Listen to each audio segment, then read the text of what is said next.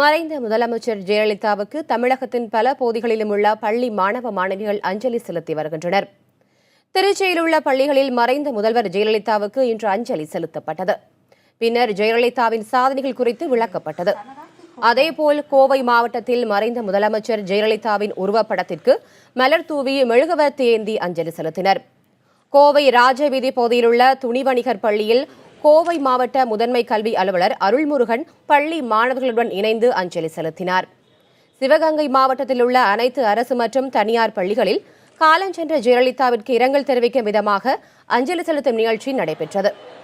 காரைக்குடியில் உள்ள நகராட்சி பள்ளியில் சுமார் 500க்கும் மேற்பட்ட மாணவ மாணவியர்கள் ஜெயலலிதாவின் உருவப்படத்திற்கு மலர் தூவியும் மெழுகுவர்த்தி ஏந்தியும் அஞ்சலி செலுத்தினர்.